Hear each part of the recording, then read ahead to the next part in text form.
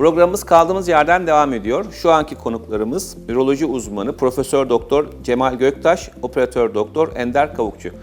Hocalarım hoş geldiniz. Teşekkürler. Hoş geldiniz. Nasılsınız? Günaydın. İyiyiz, sağ olun. Bu rezum yöntemi hocam nedir? Nasıl uygulanır?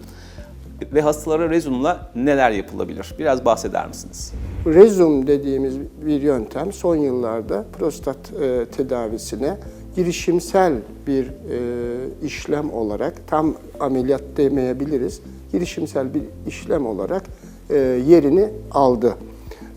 Tabii ülkemizde de artık uzun zamandır uygulamaya başladık ve sonuçlarımızı da gayet olumlu olarak alıyoruz. Şimdi prostat cerrahisinde diğer işlemler ya o bölgenin kesilerek endoskopik yöntemlerle boşaltılması veya enükleasyon dediğimiz o kesme işlemleri rezeksiyon işlemleri şeklinde oluyor. Enükleasyon dediğimiz oradan söküp çıkarma şeklinde oluyordu. Yani dokuyu oradan uzaklaştırma şeklinde gerçekleştiriliyordu.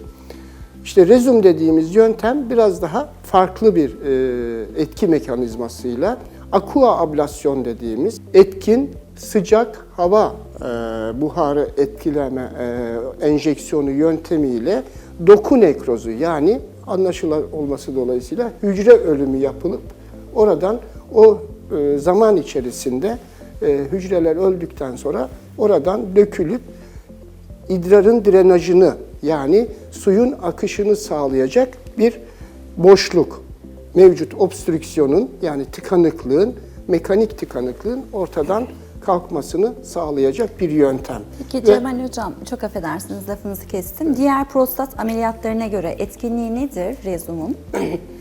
Şimdi bütün prostat ameliyatlarının literatürde, yani üroloji literatüründe etkinliği açık prostat ameliyatında sağlanan işeme debisiyle karşılaştırılarak ortaya konur.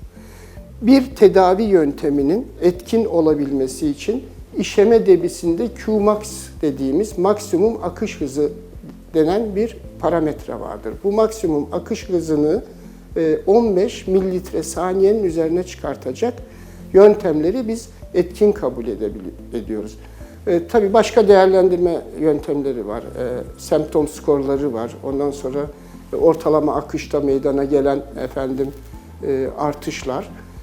Rezumda da ilk ve orta dönem sonuçları tabii ki şu anda elimizde mevcut. Uzun vade diyelim 20-25 yıllık sonuçlar henüz tam yayınlanmasa da birçok yayında hem maksimum akış hızında hedeflenen akışın sağlanmış olması, hem ortalama akışlarda meydana gelen artışlar, yani daha önce mesela hastamız 10 mililitre saniye ortalama işiyordu akış olarak. Bu 18'e, 15'e, 17'ye çıktığında gayet etkin bir idrar drenajı, yani mesanenin boşaltımını sağlamış oluyor. Dolayısıyla da rezumu biz bugünkü mevcut bilimsel sonuçlarımızla, kendi tecrübelerimizde de aynı şekilde söyleyebiliriz. Bu yöntemle istenilen işeme kalitesini mutlaka sağlıyor gibi görünüyor ve çok etkili olacağını, diğerleriyle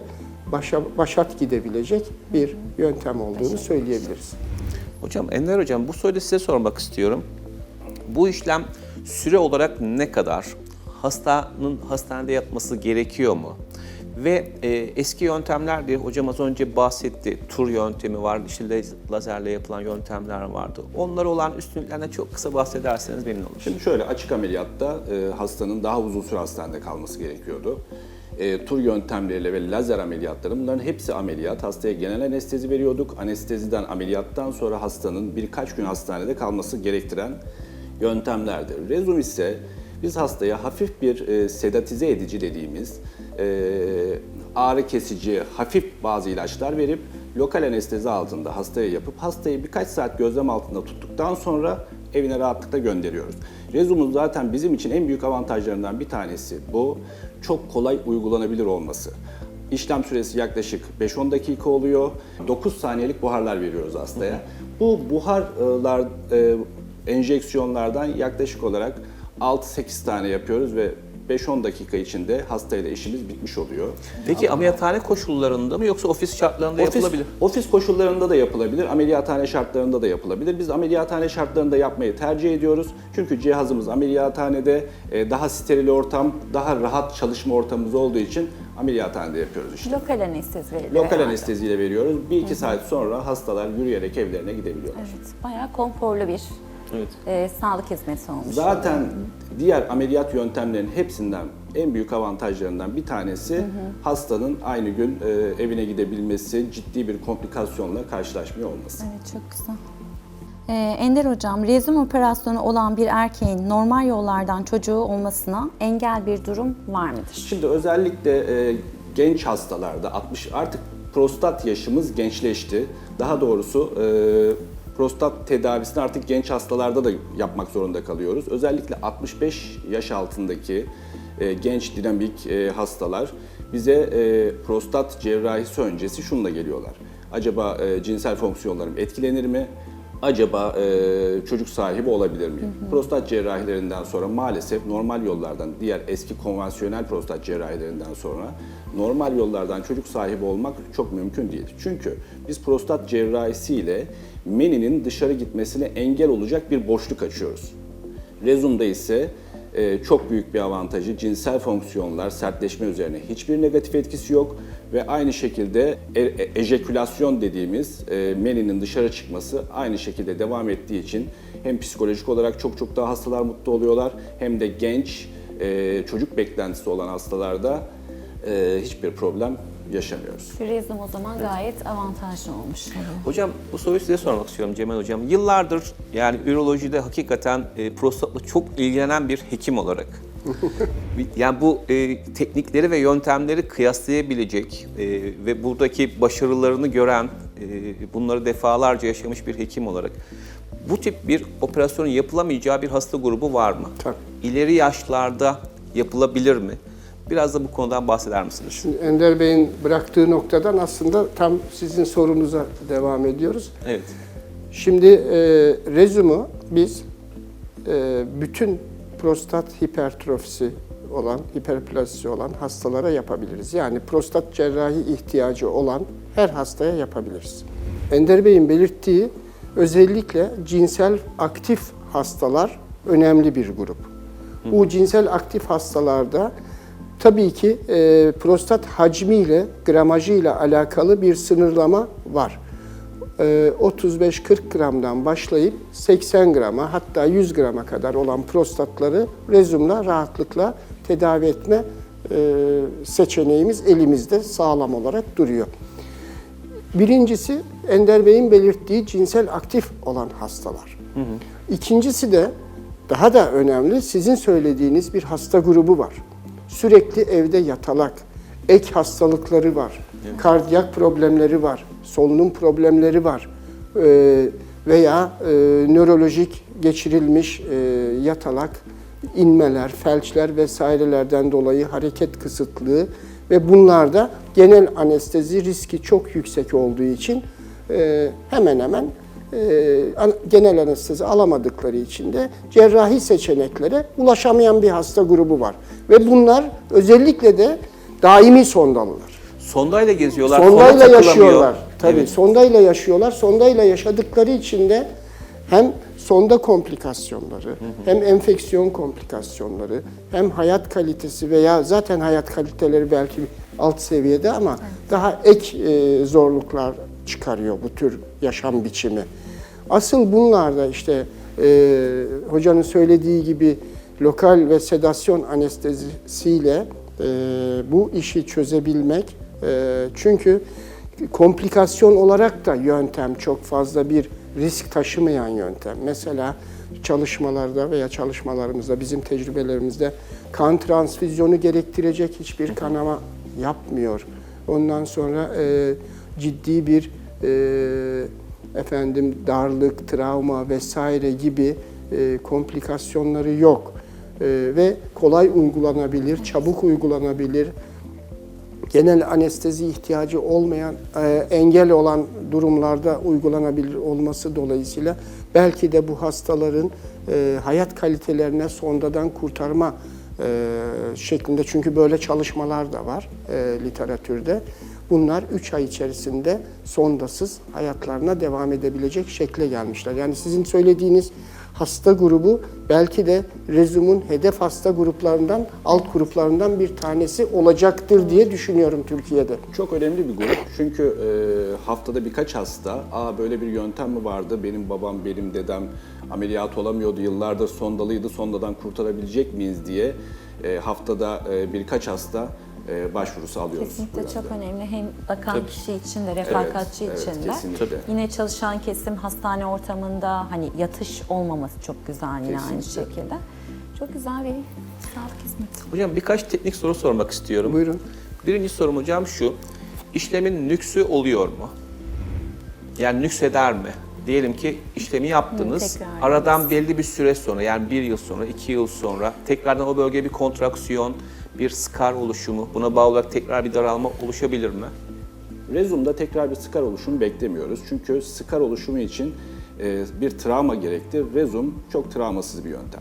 Ama bütün prostat cerrahilerinden sonra biz burada prostat hiperplazisine bağlı yaptığımız cerrahilerde prostatın kapsülünü orada bırakıyoruz ve prostatın içini temizliyoruz. Bir portakal gibi düşünün, kabuk kalıyor ve içini temizleyerek hastanın o boşluktan rahat idrar yapmasını sağlıyoruz.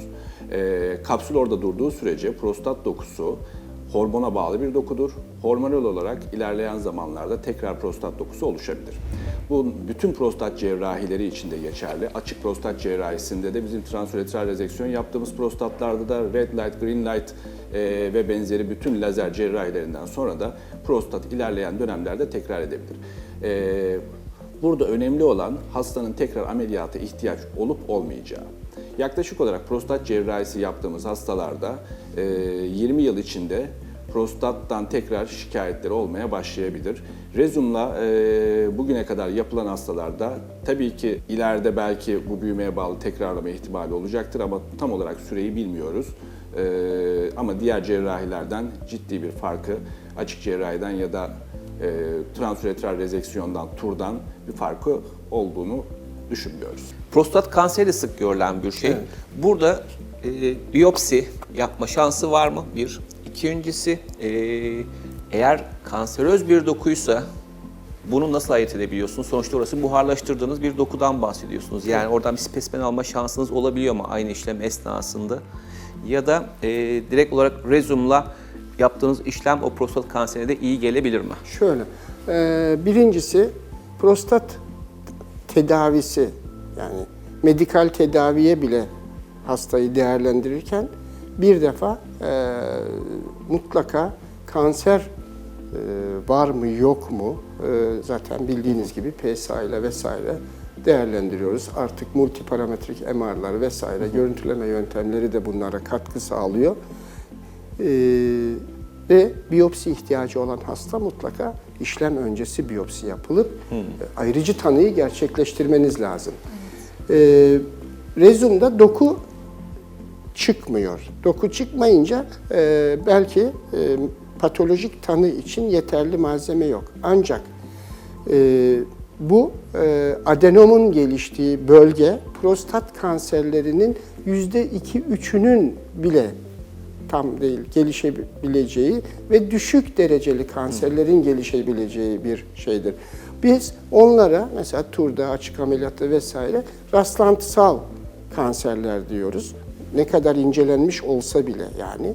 Rastlantısal kanserler diyoruz. %2-3'lere düştü artık o oran ve onlar da düşük dereceli kanserler oluyorlar. Ancak sorunuzu nasıl cevabı? Her hasta hangi işlem uygulanacak olursa olsun önceden prostat kanseri incelemesi geçirip ayrıcı tanının önceden yapılmış olması gerekir. Yani Peki hocam, Rezum kanserde kullanılabilir mi, kullanılamaz mı? Şu an için kullanılamaz. Neden Evet. kullanılamaz? Sadece tabii ki bütün kanser hastalarında şöyle oluyor. Yine obstrüksiyonu gidermek için kullanılabilir. bir cerrahi işlem yapıyorsunuz. Palyatif amaçlı bile olsa Hayır. kullanabilir. Bazı ileri yaşlı kanser tedavisi düşünmediğimiz İnop. kanser İNOP yani ameliyat olamayacak durumda ya da ameliyat olmasına gerek olmayan prostat kanserinde şimdi yeni yöntemler var, yeni takip prosedürleri. Biz bazı prostat kanserlerini hiç tedavi etmiyoruz. Tamamen tedavisiz bırakıyoruz, kendi haline bırakıyoruz. Bazı yaşın üzerindeki prostat kanserlerine hiç dokunmuyoruz. Bu hastalarda aynı şekilde tıkanıklığa bağlı septomlar varsa biz bu hastalara rezum yapabiliriz çok rahatlıkla. Kanser üzerine bir faydası olmamasına rağmen kanser için zaten çok düşük dereceli kanserlerde yaşam beklentimiz, kansere bağlı yaşam beklentisinden daha kısa olan hastalarda tıkanıklık varsa gayet rahatlıkla yapılabilecek bir yöntem. Hocalarım çok teşekkür ederim. Gerçekten rezüm yöntemi inanılmaz bir şey. Yani ürolojinin yine muhteşem teknolojik yöntemlerinden bir tanesi olmuş diyebiliriz. Tabii. Hakikaten çok teşekkür ederiz bu bilgileri verdiğiniz için. Bugünkü program konuklarımız üroloji uzmanı Profesör Doktor Cemal Göktaş ve Operatör Doktor Ender Kavukçu idi. Kendilerine vermiş oldukları bu güncel ve önemli konu için çok teşekkür ediyoruz. Programımız kaldığımız yerden tüm hızıyla devam ediyor.